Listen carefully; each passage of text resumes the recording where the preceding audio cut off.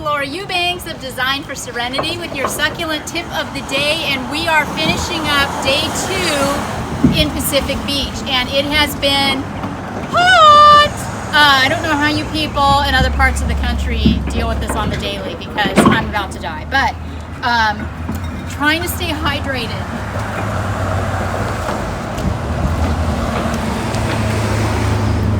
Whew, okay, look, a gabion wall.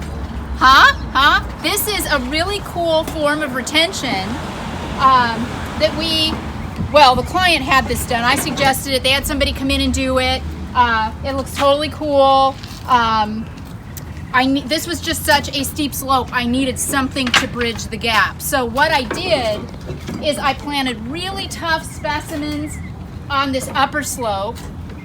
The guy that installed this gabion wall didn't really give us much to go with down here, so we are fixing it by creating a rubble retention, because I'm going to be doing 3/4 inch black lava up here, and we have to have a way to stop it before it hits the gabion wall. So this is what we're doing. It's just installing some natural rock right here. I planted aloe arborescens, or bush aloe, with the idea that these are going to fill in and become what they are, which is a bush aloe. We do have this fence here too, so these need to make a really big impact, and when they bloom, they should be pretty magnificent. Also a very tough plant. It does not require much water. So what else? Okay, so over here, and this is going to be, we're going to cut flagstone in here to make a walk path down to get to these plants to do maintenance. We also created some retention, and this is something you can do very inexpensively. We just took some 1 foot minus boulders and kind of cut them in. And this is, again, to stop that black lava from falling down the hill. And it just looks really natural. So this is a thing that you can do if you've got a really steep slope and you're looking for inexpensive aesthetic retention. We are going to be sinking a basalt fountain in this area right here. This is going to be a tapestry.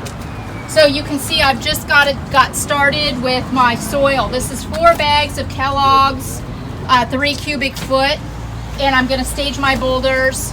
I've got blue pots staged all through the garden too. These belong to the client. She's got some really cool pots and tchotchkes and garden art and balls and all kinds of fun things. This is going to be a very dynamic install. Check this out. Look at that. Aren't these gorge? All of the plants that I got are from Oasis Water Efficient Gardens. These will be used in my tapestry. We've got Kelsey getting started on irrigation, and the guys are working on that gabion wall. Greg and I are headed off to get the fountain, and we'll check in with you tomorrow. You should see a lot of developments. This has been Laura Eubanks of Design for Serenity with Team DFS in Pacific Beach, day 2, and your succulent tip of the day.